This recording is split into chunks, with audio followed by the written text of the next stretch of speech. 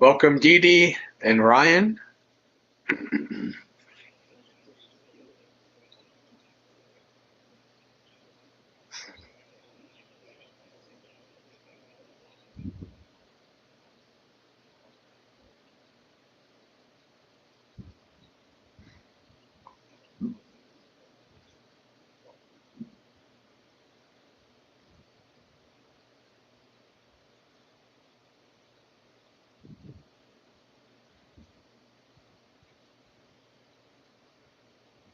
Welcome, Shay.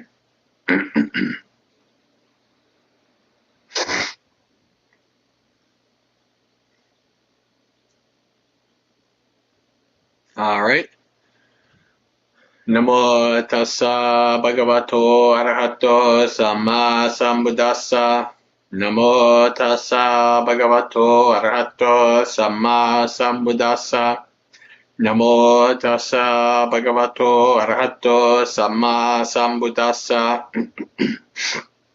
Evang me sutang ekang samayang bhagava savatiyang viharati jetavane anatapindika sarame tatra ko bhagava bhikkhu amantesi bhikkhavoti badante tite bhikkhu bhagavato pachasso sung bhagava etadavocha mettaya bhikkhave chetu vimuttiya asevataya bhavitaya bahulikataya yanikataya Patukataya Antutitaya Parichittaya Susamaradaya Ekadasana Anisangsa Patikanka Katame Ekadasa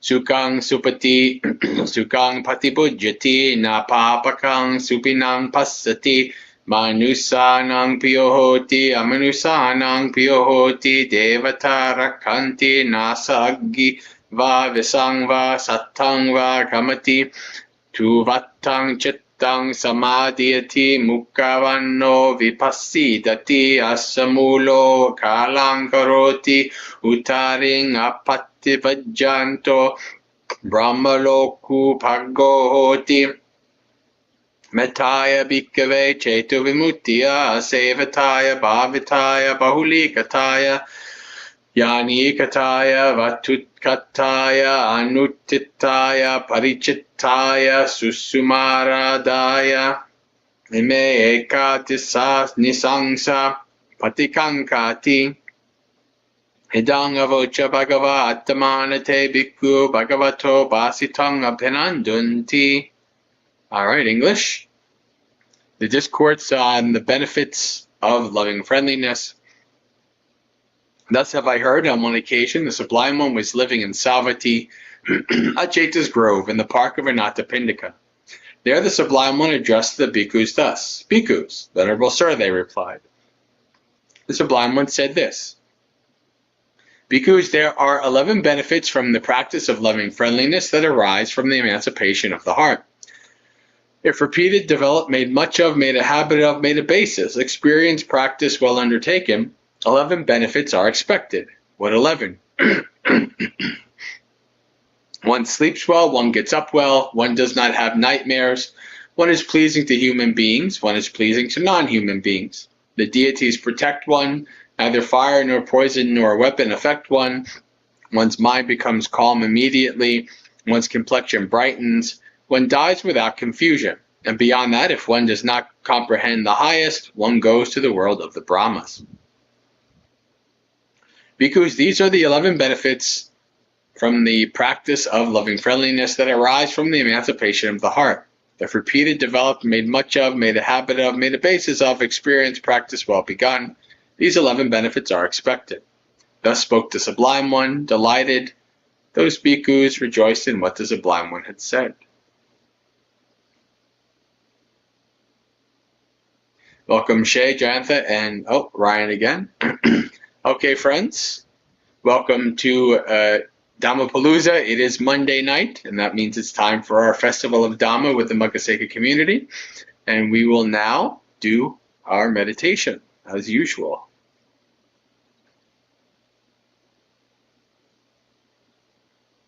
So set your body up in whatever comfortable and stable position works for you.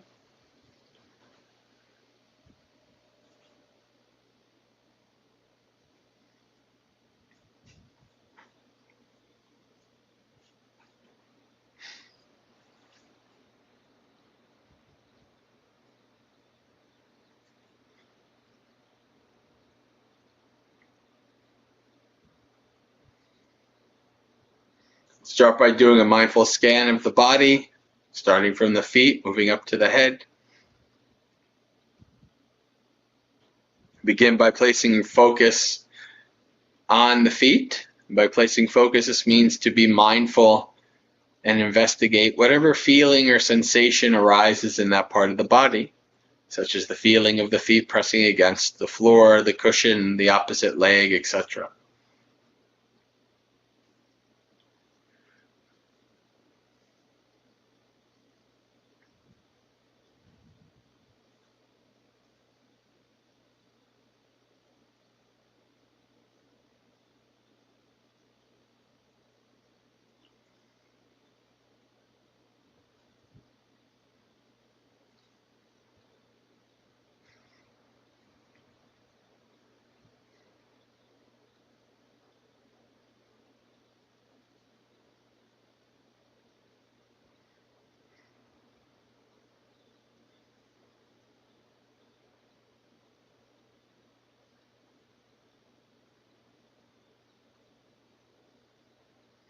We move up through the ankles into the calves.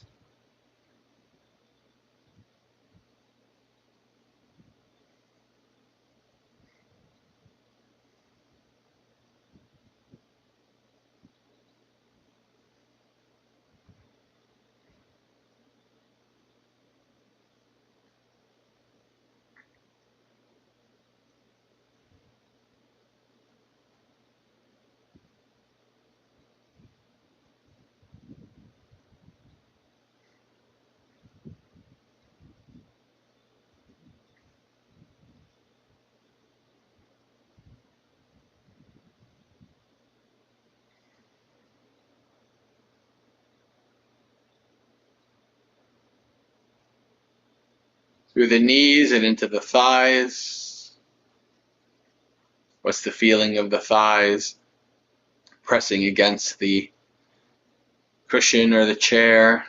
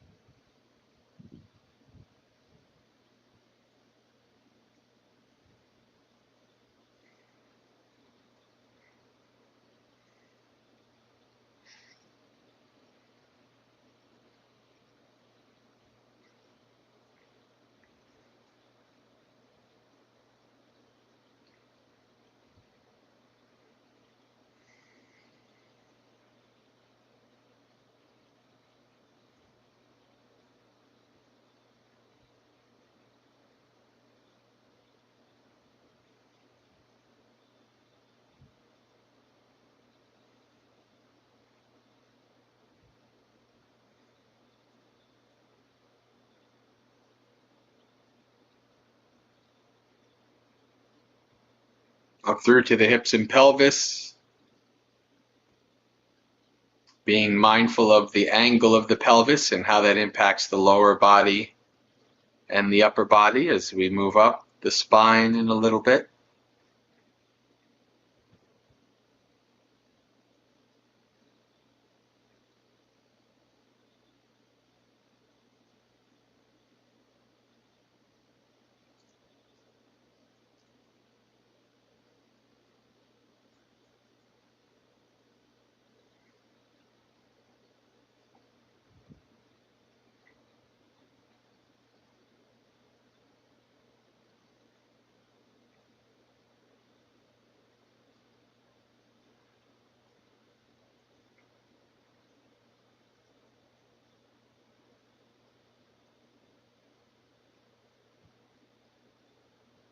Begin to move up the spine through the abdomen and the chest, making sure that the spine is not leaning or slouching here or there, nor that you're trying to force it to be very straight. Ideally, the spine should just be resting in its natural curvature.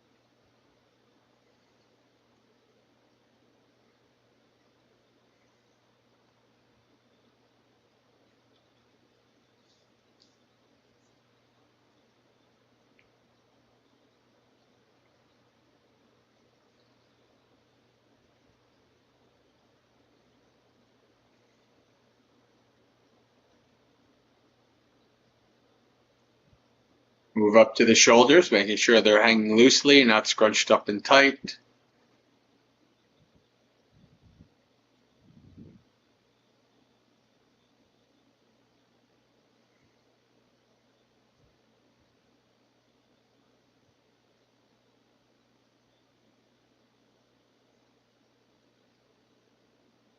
And then down through to the elbows and hands, observing how the position of the elbows and hands also impacts your posture.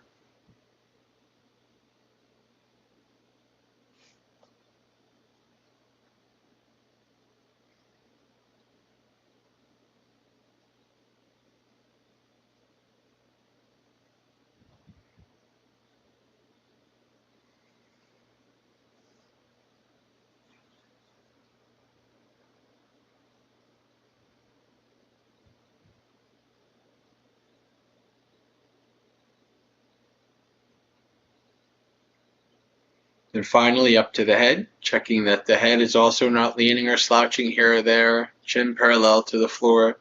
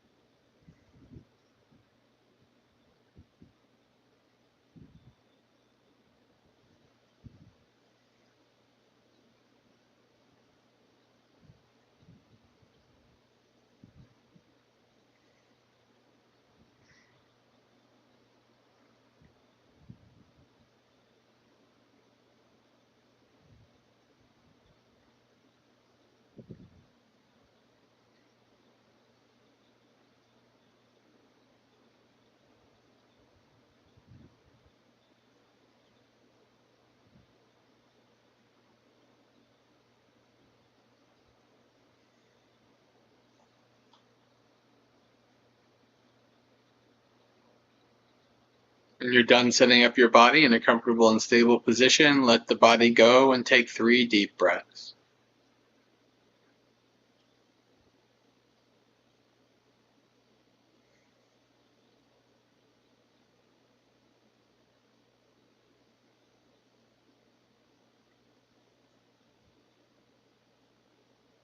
And then let the breath go. From here on in, try not to manipulate or control the breath in any way. Your body has been breathing from the moment it was born and will continue to do so until the second it dies. Doesn't need you to do its job.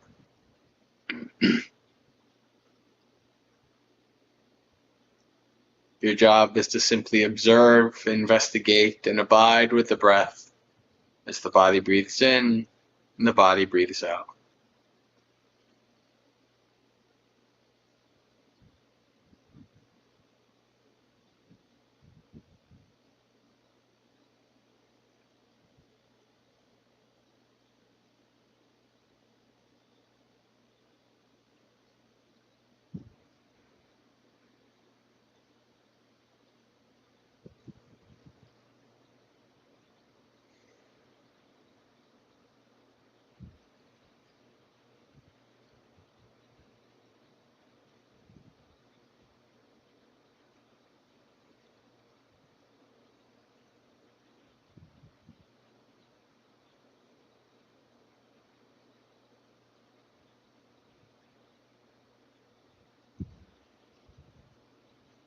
Friends, we come to this meditation with many responsibilities, worries, and burdens, many things that will seek to come to our mind as we follow the breath.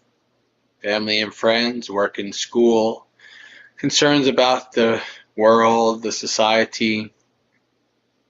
For the time being of this meditation, we practice letting go, laying down our burdens. There'll be plenty of time to pick them up again later. But for now, do your best to lay down your burdens, to let go, and follow the breath.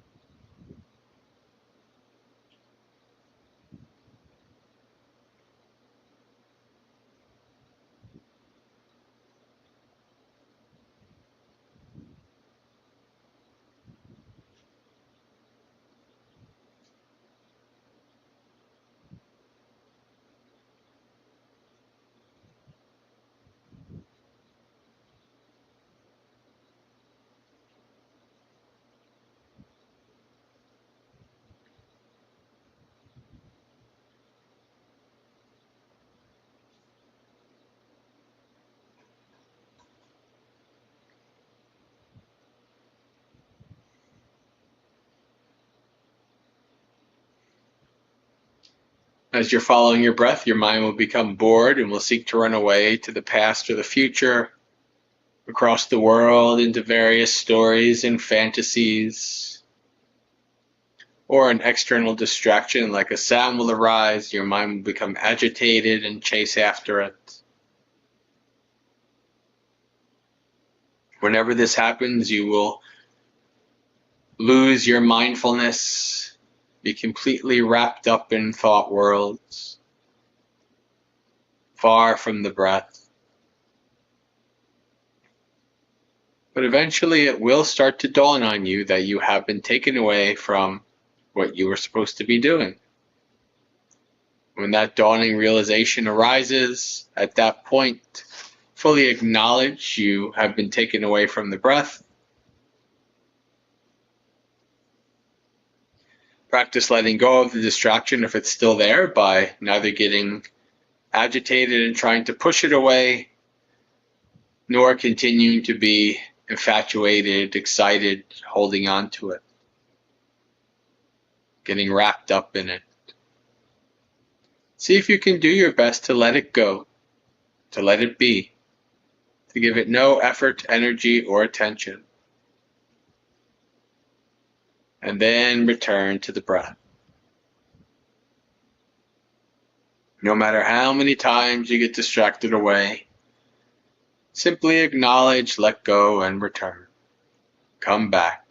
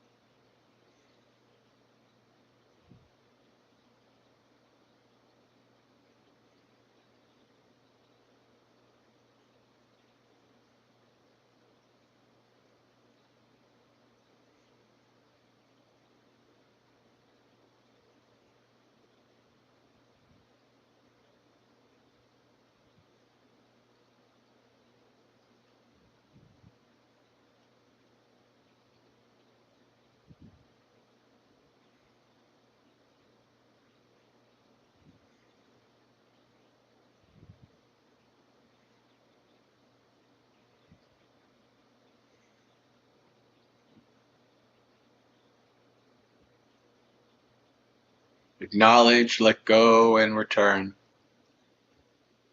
The breath is home base. Always come back to the breath. It's always there, doing its job, ready for you to follow it towards a more calm and tranquil mind.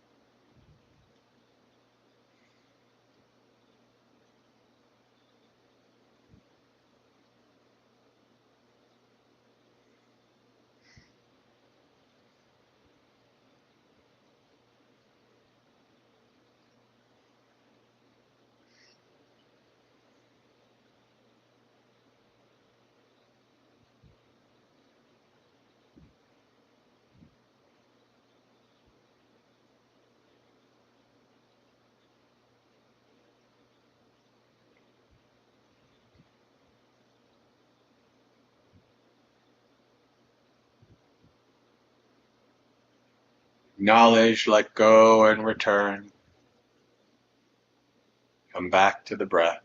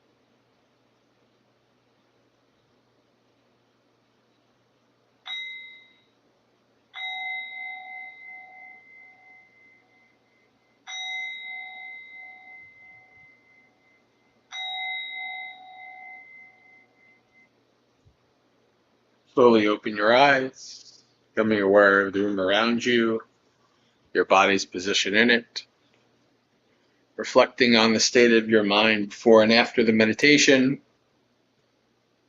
and contemplating any experiences that may have stood out.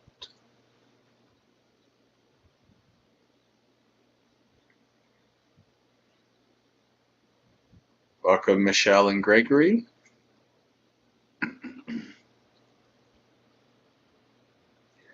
All right, friends, so welcome to Dhammapalooza, Monday night festival of Dhamma with the Maggaseka community. And we have completed our meditation. And so now I think it's time for a little Dhamma talk. So probably about maybe 15 minutes, something like that, not too long. I wanted to talk today about dependent origination. And this is a very, I don't want to say overcomplicated. Sometimes I think some teachers and some people do make it a bit more overly complicated than it need be, in trying to help people understand it.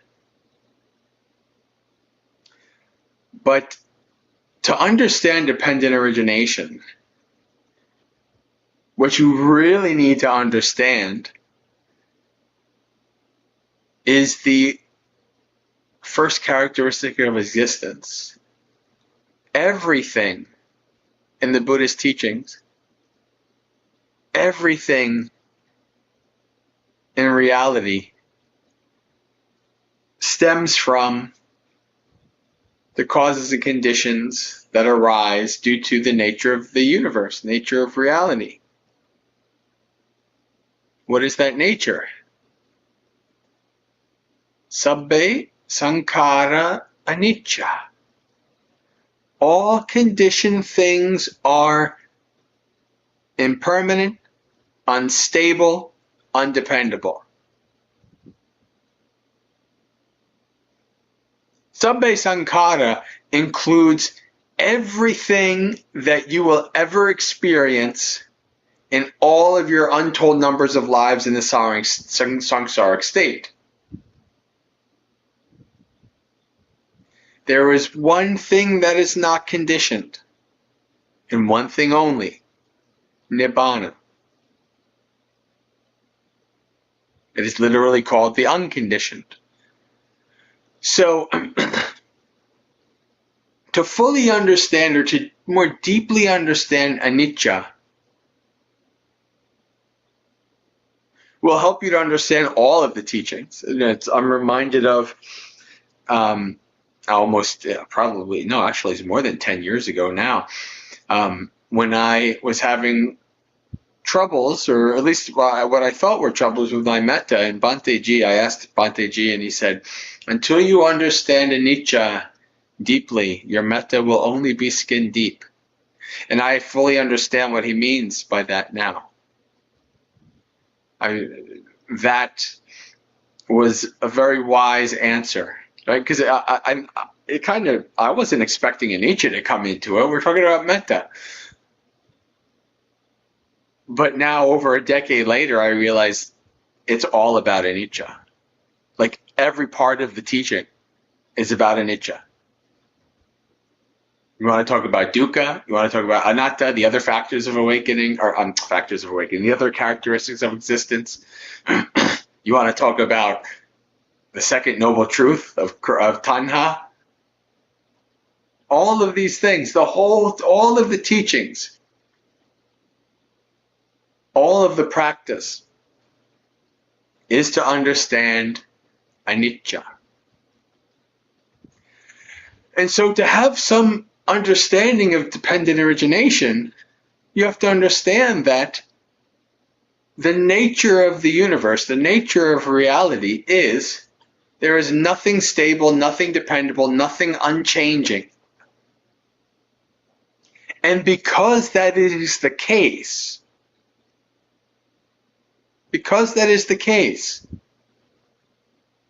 that means that nothing just arises for no reason, and nothing just ceases for no reason. The Buddha actually quite clearly speaks out against this, views of this in the suttas. Why? Because it goes against anicca and paticca. Things just don't magically appear. Things just don't magically cease. Everything arises due to causes and conditions, and everything ceases due to causes and conditions. Put another way, everything arises due to anicca, everything ceases due to anicca. It is built in to the nature of reality that there is no stasis. Right? There's no stability. There's no dependability. And so, naturally, for something to arise, there have to be prerequisites that have arisen before it. Causes and conditions that led to that arising.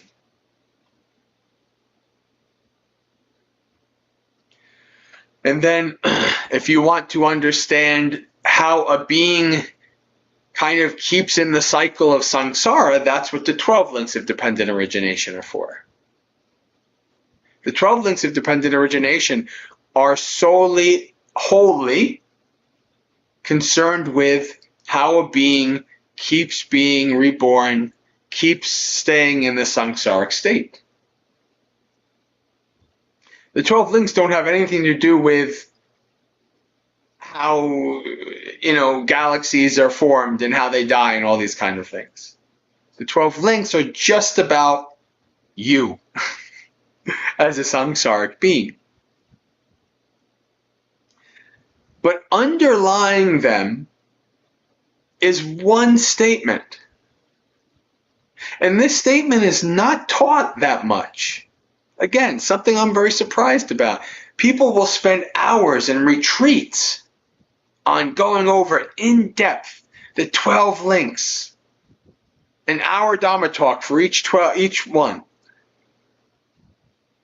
But you'll never hear, or almost never hear, I never did, until I read it in the suttas myself. You'll never hear people talk about this 2 lines or 1 line. You can sum up all the complexities of paticca in 1 line. You can find this in the suttas. But I'm not making this up. I'm not summarizing the teachings. Buddha literally says this. What's the line? When this arises, that arises. When this ceases, that ceases. When this arises, other things arise. When this ceases, everything dependent on that just ceased also ceases.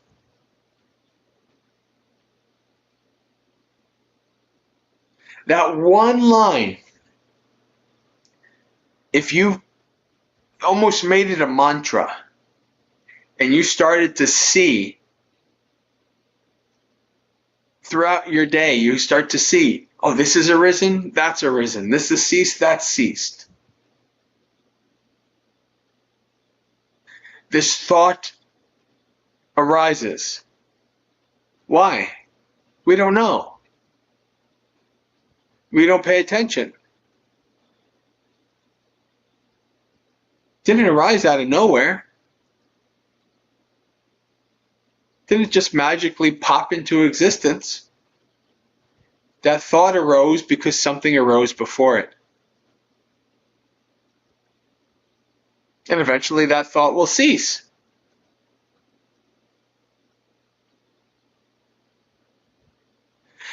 This is the core phrase, the core truth that underlines the 12 links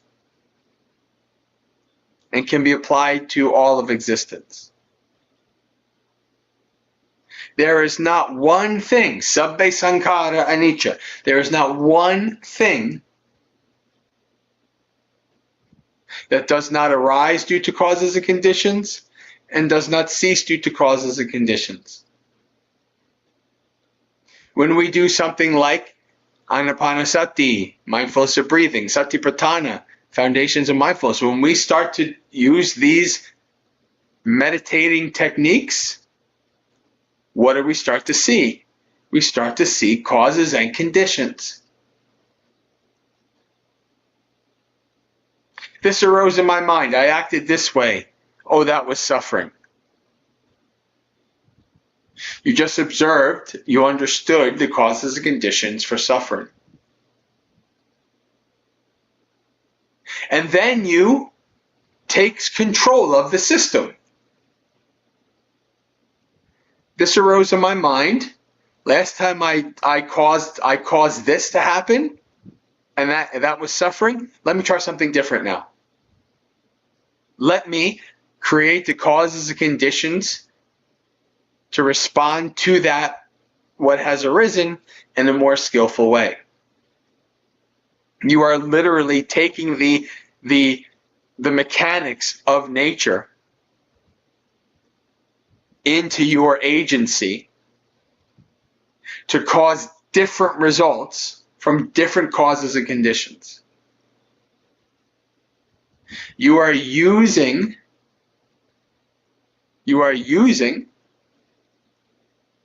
the nature of reality for your unraveling. You're becoming a master of the nature of reality to then what? What is Nibbana? The unconditioned. To uncondition yourself. To unravel yourself. To become free from suffering. And it's because you understand anicca. Because you understand, because all things are unstable and dependable, when this arises, that arises. When this ceases, that ceases. You have arisen. The Buddha says things arise. They persist for a time with alteration. So you're what, 20, 30, 40, 50, 60, 70 years old. You're persisting until you die. You're still around, you're persisting, but you're changing. Because everything is unstable and undependable. You're growing old, you're growing up, you're growing down. Yeah, you're growing old in age. This is the nature of things. And so you understand what is when this arises, old age arises. What? Birth. When birth arises, old age, sickness, and death arise. Birth is the literal cause and condition for old age, sickness, and death. That's why the Nibbana is called the deathless. No birth. Birth ceases. Old age, sickness, and death cease. So when you apply this understanding to your practice, to your life, then you will see. You will see how you create the causes and conditions for your own suffering. And you will maybe not see, because maybe you're not perfectly wise yet, so you won't necessarily see exactly the way you should do it better, but you try. I'm going to try this. That didn't work. I'm going to try this. And each time you go through these iterations, each time you do this trial and error, you gain more wisdom, more insight. That didn't work. All right, back to the drawing board. Let me try another way of responding to this situation, etc. So remember this, to understand Paticca in a very deep experiential way is to understand anicca in a deep experiential way.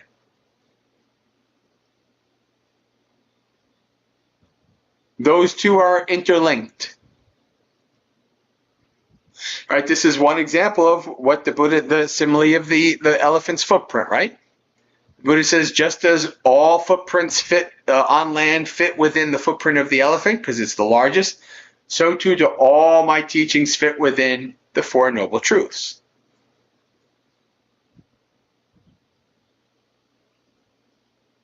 So you understand, well, this is where anicca fits in, and this is where dependent origination fits in. Dependent origination. You can see that it fits in with the second, well, it fits in with all of them. It really does. But because the first is, we have dukkha. Why? Oh, craving arose. Craving arose. This arose. That arose. Craving ceases. Suffering ceases. It's the third noble truth too. Right? So we have this you have an understanding then. Oh, okay. I understand the system. And I understand that I have actually full control over that system. If I know what I'm doing, I can cause the ending of my suffering. I can create the causes and conditions that lead to the ending of my suffering. And then you're unconditioned. You've gone beyond condition and conception, convention. All right. I think we're good for that. Shay asks, elaborate the relation between metta and anicca. When you understand anicca, you understand the nature of things. Metta is not something you have to practice or force. It's something that naturally arises. When you understand the nature of reality in a deeper way, and you start to see how you cause yourself suffering, you start to see how all beings cause themselves suffering. You start to see things at a grander, larger scope. And when you see the suffering of the beings in samsara, your siblings in suffering,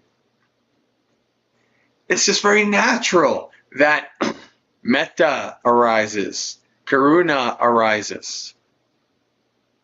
And this is not a mundane karuna, compassion. Metta, there's no such thing as mundane metta. That doesn't exist. Metta is literally transcendent because it goes against the grain of your human nature. Compassion, you can have mundane compassion, emotional kind of evolutionary compassion. But even this is much different than transcendent compassion, which is the compassion of someone wise enough to see the grander scale, to understand the mass of beings and the mass of suffering. So much so that the Buddha, what was his first reaction? I can't teach this to people. They won't get it. They're mired in suffering. They're mired in craving. They just won't get it. Of course, and then he was convinced that there's beings with little dust in their eyes. Right? People think that the Buddha did this for all beings. No, he didn't. He knew that most beings would, probably not get into it. They would not want to listen to it, even the basic stuff. But there were some beings that would. And so out of compassion for the beings that would, and the future beings, well past his parinibbana, he taught, and he set up the Fourfold Assembly. So this is how metta, true karuna, comes from wisdom. It is a deep grander scale understanding of the nature of experience. So that's how metta is connected with anicca.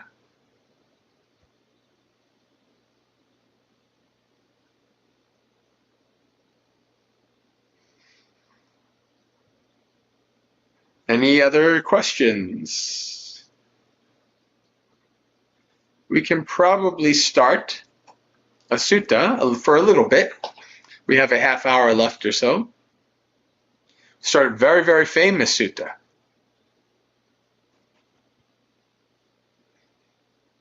Let me share a screen. The Madupindika Sutta, the Honey Cake Sutta.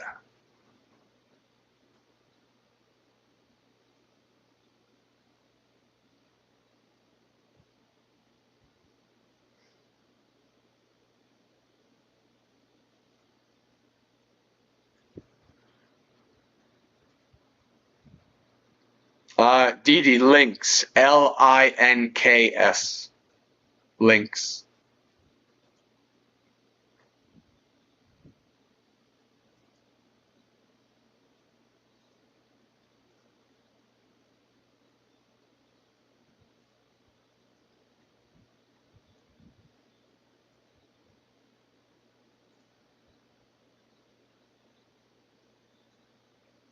All right.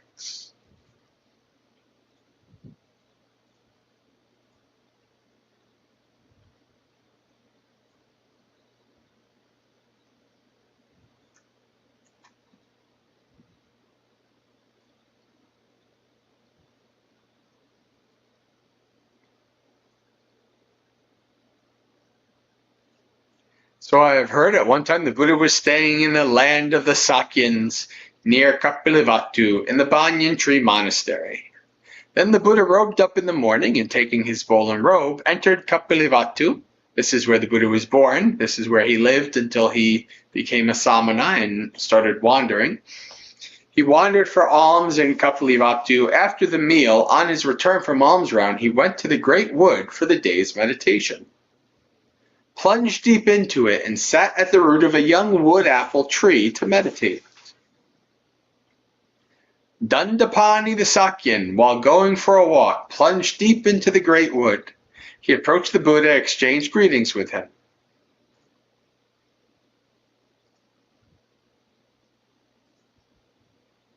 When the greetings and polite conversation were over, he stood to one side, leaning on his staff, and said to the Buddha,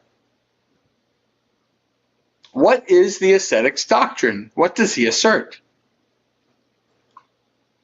"Good sir, my doctrine is such that one does not conflict with anyone in this world, with its gods, maras, and divinities, this population with its ascetics and Brahmins, its gods and humans, and it is such that perceptions do not underlie the Brahmin who lives detached from sensual pleasures, without indecision, stripped of worry, rid of craving for rebirth in this or that state. That is my doctrine, and that is what I assert." When he had spoken, Dandapani shook his head, waggled his tongue, raised his eyebrow until his brow puckered in 3 furrows, and left, leaning on his staff. He didn't really have a good reaction. Then in the late afternoon, the Buddha came out of retreat and went to the Banyan Tree Monastery, sat down and sat on a seat spread out, and told the mendicants what happened.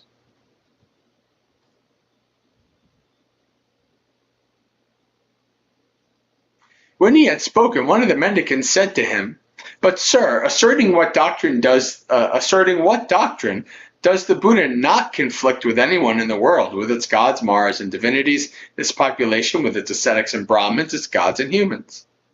And how is it that perceptions do not underlie the Buddha, the Brahmin who lives detached from sensual pleasures, without indecision, stripped of worry, and rid of craving for rebirth, in this or that state?"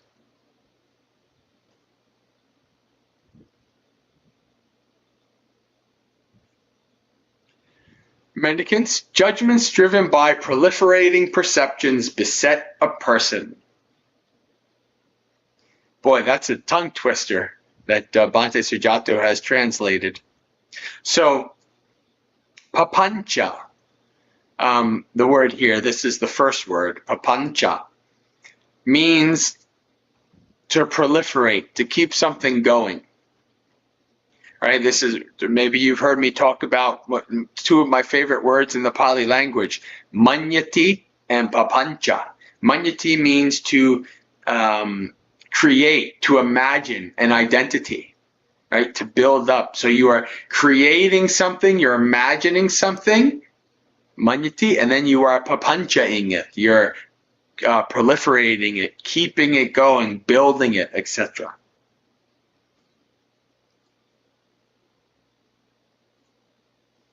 If they don't find anything worth approving, welcoming, or getting attached to in the source from which these arise, just this is the end of the underlying tendencies to desire, repulsion, views, doubt, conceit, and the desire to be reborn, and ignorance.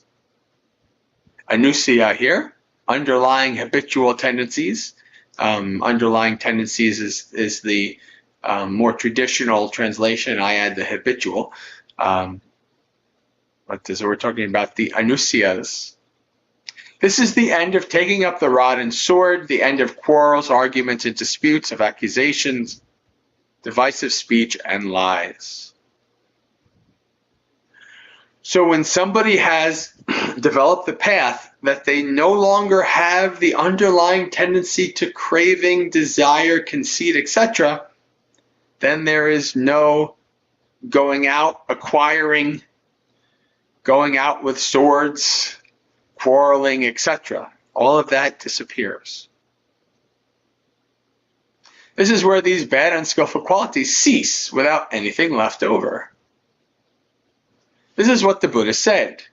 When he had spoken, the Holy One got up from his seat and entered his dwelling. Soon after the Buddha left, those mendicants considered. The Buddha gave this brief summary recital, then entered his dwelling without explaining the meaning in detail. Who can explain in detail the meaning of this brief summary recital given by the Buddha? Then those mendicants thought, the Venerable Mahakachana is praised by the Buddha and esteemed by his sensible spiritual companions. He is capable of explaining in detail the meaning of this brief summary recital given by the Buddha. And indeed, this is in many places in the suttas. This Venerable Mahakachana is like revered as the top disciple of being able to expand upon what the Buddha gives in brief.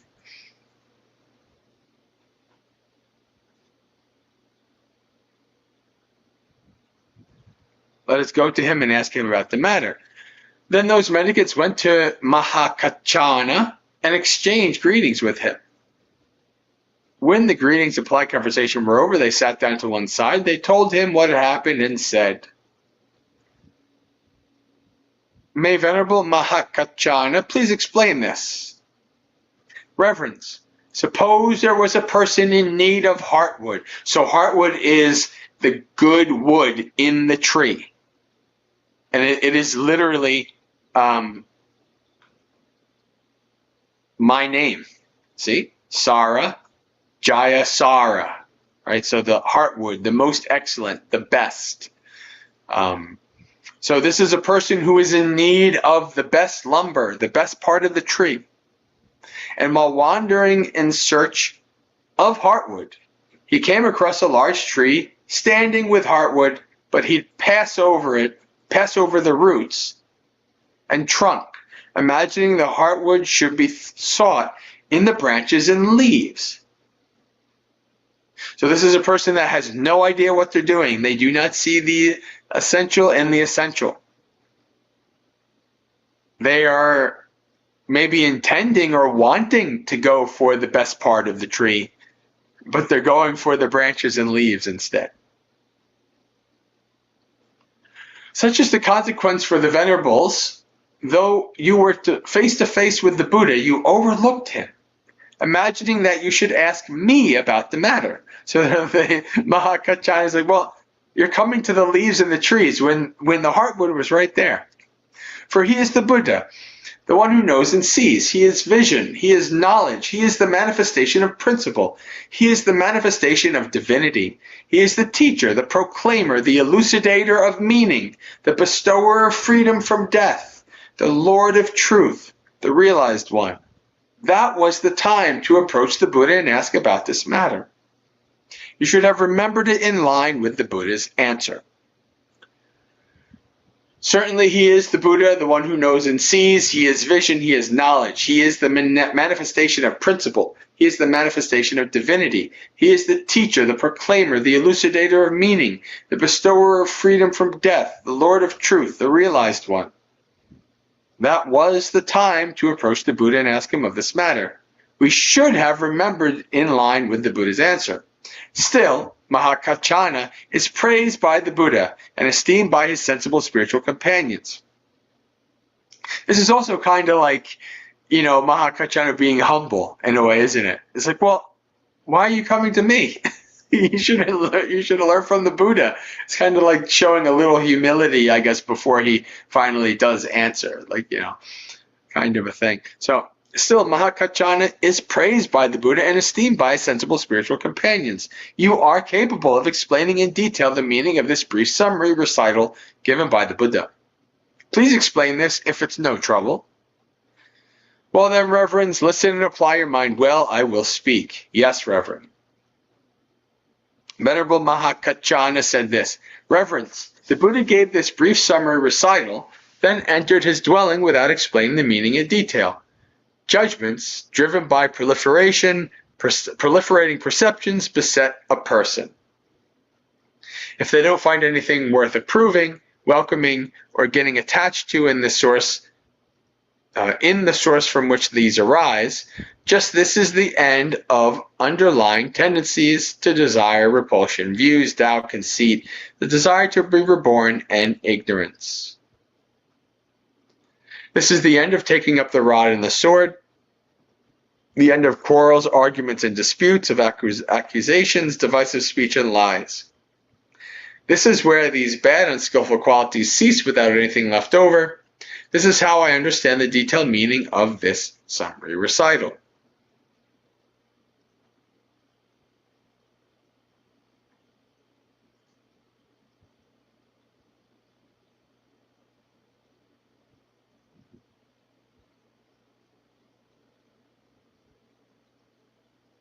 Heartwood Mala. Okay. I don't know that I've ever seen one of those before. So now Mahakachana goes in detail. Eye consciousness arises dependent on eye and sights. With the arising of the eye, with the arising of sights, comes the arising of eye consciousness. And with the arising of eye, sights, and consciousness comes the arising of eye contact. The meaning of the three is contact. Contact is a requirement for feeling. When you feel, you perceive. What you perceive, you think about. What you think about, you proliferate. What you proliferate is the source from which judgments driven by proliferating perceptions beset a person. What you think, you become. Buddha says this in the Salla Sutta. Buddha says, whatever a monk proliferates on, whatever a monk keeps in their mind, thoughts in their mind, that will be the state of their mind. Right? What you proliferate is the source from which judgment driven by proliferating perceptions beset a person. This occurs with respect to sights known by the eye in the past, future, and present. Ear consciousness arises dependent on ear and sounds. See here, paticca samuppada, dependent origination.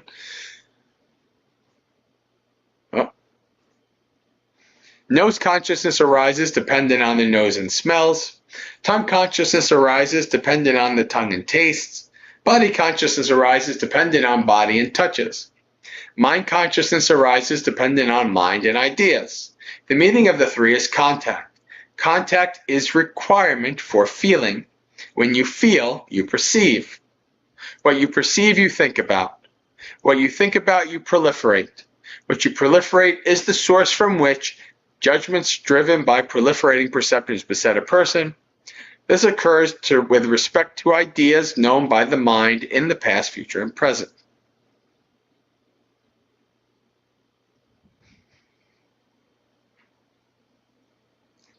Let me see.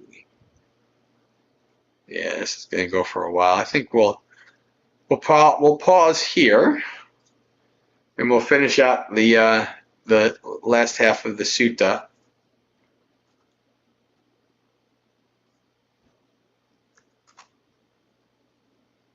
Later on, next week.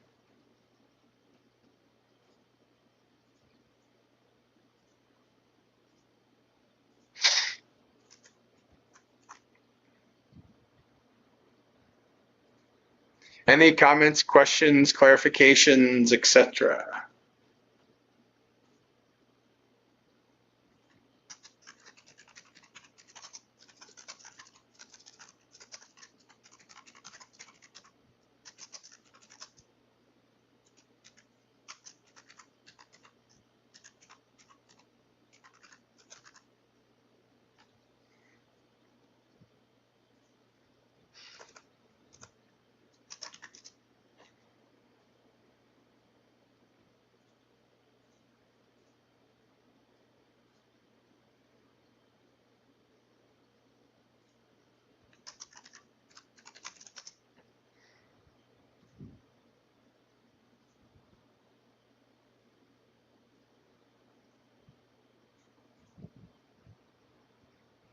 All right. So why don't we do what we've been doing? We've been reading from the verses of the elder monks and nuns, so bhikkhus and bhikkhunis. So why don't we do some more reading, and then we'll call it a night. What are the 12 links? Didi, I don't have enough time in the night to. They are the 12 links that explain how a being is born again and again. Maybe we can another time go into more detail, but we don't have enough time for that tonight.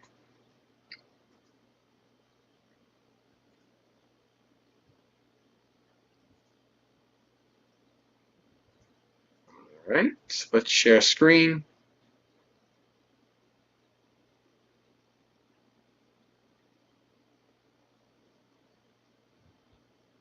Jaya is victory. Jaya is victory. Sara is the most excellent, the best, the heartwood. So it's the most excellent victory, right? The best victory, which is, of course, the victory of becoming awakened. That's what my name means. A most excellent victory.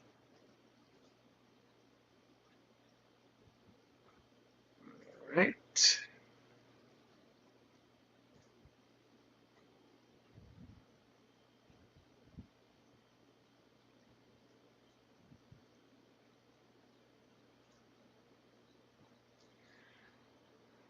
Okay.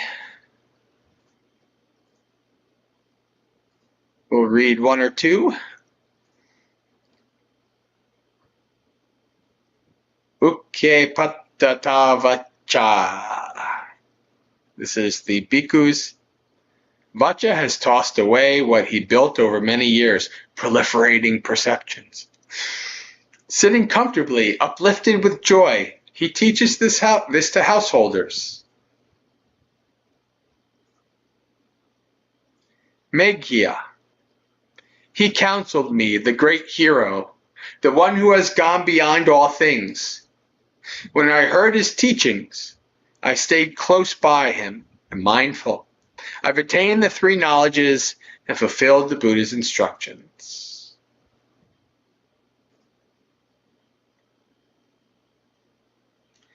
Ekadhammasavinya. My defilements have been burnt away by practicing jhana. Rebirth into all states of existence is eradicated. Transmigration through births is finished. Now there will be no more future lives.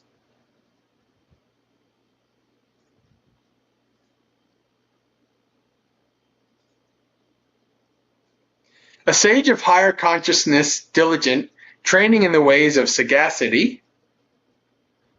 There are no sorrows for the unaffected, calm and ever mindful.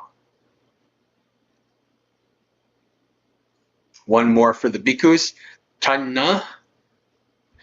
Hearing the sweet Dhamma taught by the Master, all knowing of superb knowledge, I've entered the path to realize freedom from death. He is the expert on the road to sanctuary from the yoke.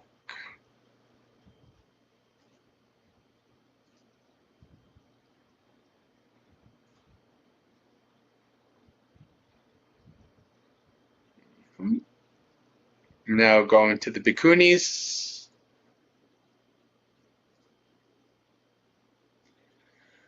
Sakula.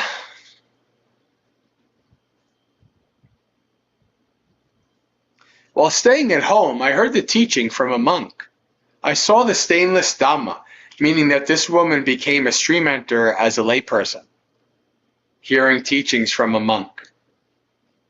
Extinguishment, the state that does not pass. Leaving behind my son and my daughter, my riches and my grain, I had my hair cut off and went forth to homelessness. As a trainee nun, I developed the direct path. I gave up greed and hatred, along with associated defilements. Giving up greed and hatred is becoming a non-returner. When I was fully ordained as a nun, I recollected my past lives and purified my clairvoyance, immaculate and fully developed. Conditions are born of causes, crumbling. Ooh, I love that line. That's a perfect line for our discussion today. Conditions are born of causes, crumbling, unstable, undependable. I like that. Having seen them as other, I gave up all defilements. I'm cooled and quenched. I like that. Conditions are born of causes, crumbling. Very good.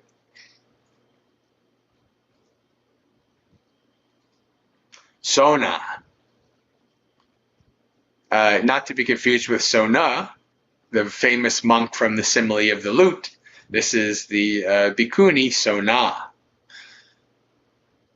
I gave birth to 10 sons in this form, this bag of bones. Then, when feeble and old, I approached a nun. She taught me the Dhamma, the aggregates, sense fields, and elements. When I heard her teaching, I shaved off my hair and went forth. When I was a trainee nun, my clairvoyance was clarified. I knew my past lives, the places I used to live. I meditated on the signless, my mind unified and serene. I have achieved the immediate liberation quenched by not grasping. The 5 aggregates are fully understood. They remain, but their root is cut. Curse you, wretched old age. Now there'll be no more future lives. This is something the Buddha says as well. In one of my favorite suttas, Aging, where the Buddha, the setting starts with the Buddha is warming his old bones by the rays of the setting sun, and Ananda is massaging him, and he's saying, whoa, Buddha, Bhante, formerly your skin was very, radiant, and, your body was strong, and etc., not anymore.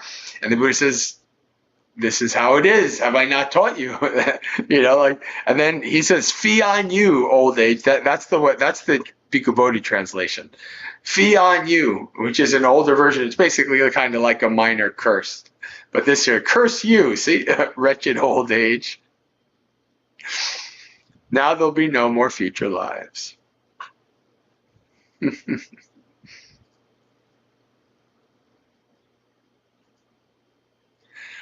Buddha of the curly hair. My hair mown off, covered in mud. I used to wander wearing just one robe. I saw fault where there was none, and was blind to actual fault. Leaving my day's meditation on Vulture's Peak Mountain, I saw the stainless Buddha at the fore of the mendicant Sangha. I bent my knee and bowed, and in his presence raised my joined palms. Come, Buddha, he said. That was my ordination. So this is to be understood. This is in the beginning of the Buddha's day. So this is a bhikkhuni, was one of the first bhikkhunis, because this is pretty somewhat early. The ordination process was literally the Buddha said, come, and you're ordained, you're a monk. And then later in the suttas, and when you see a later sutta in time-wise, the Buddha will say, will give the refuge and precepts, or the refuge, not the precepts. And I go to the Buddha, the Dhamma, and the Sangha. That is your ordination. And then, as he got older, then it became the more formalized ordination procedure. So the Buddha is saying, come, Buddha. That was my ordination. I've wandered among the Angans and the Magadhans, the Vajjis, the Kasis, and the Koslans. This woman's been around.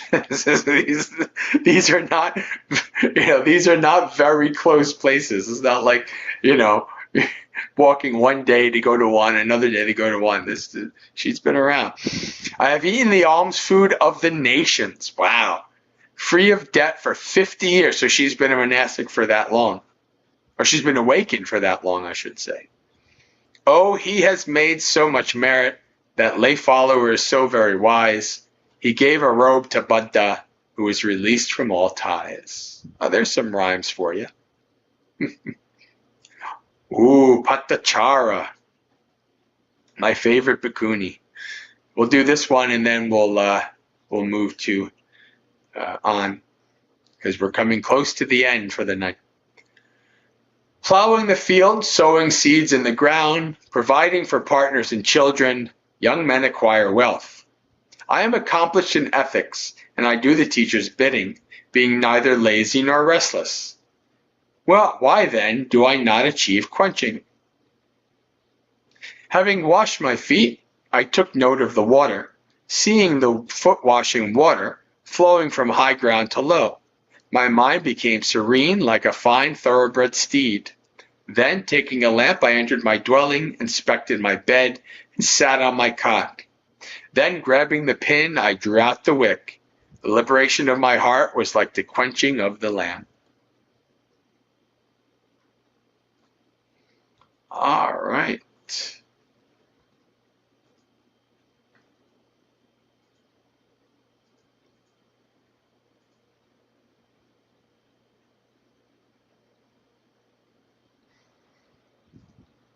Okay.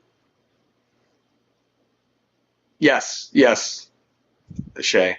Yeah, this is clairvoyance being clarified means be able to recollect past lives. Almost always in relation to their awakening. I'm not going to say there's no examples of people being able to see their past lives before awakening in the suttas, but if they exist, I can't think of one off the top of my head. That's why I'm not going to say there's not, because 5,000 pages, there might be, who knows. But it's not common. It's almost always in relation to becoming awakened. It's one of the three knowledges. All right.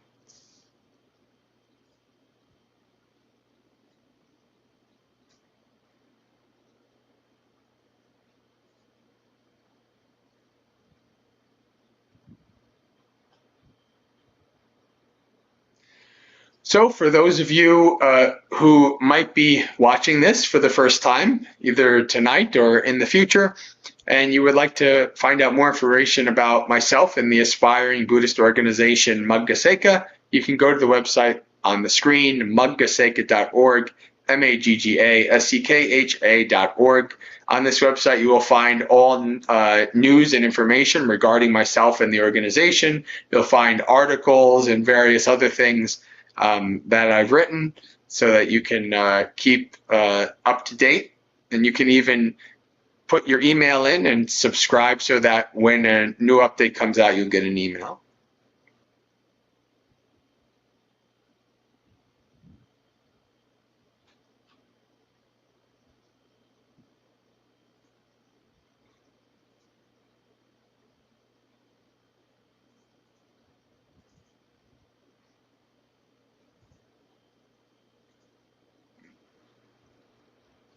Where is it? There we go.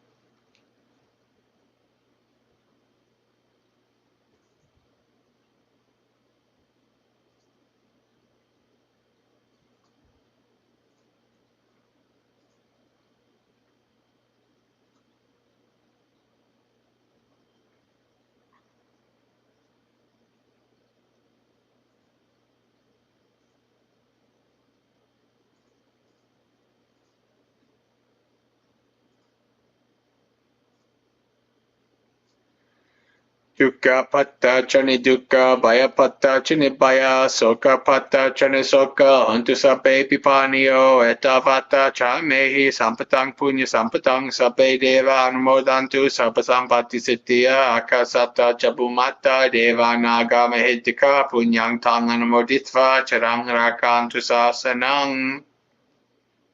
May the suffering ones be suffering free, and the fear-struck fearless be. May the grieving shed all grief, and may all beings find relief.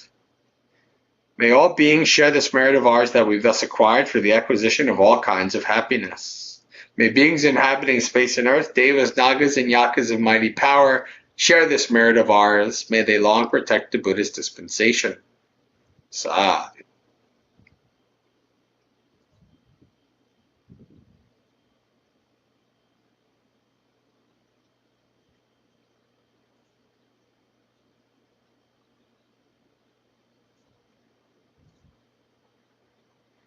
All right, friends, so we have come to the end of another Dhammapalooza. So Sukhihotu, may be happy and at ease. Practice well and be well. May you have a spiritually successful and peaceful practice until we meet again, which could be tomorrow morning for morning monastery experience, which now includes a half hour of meditation afterwards.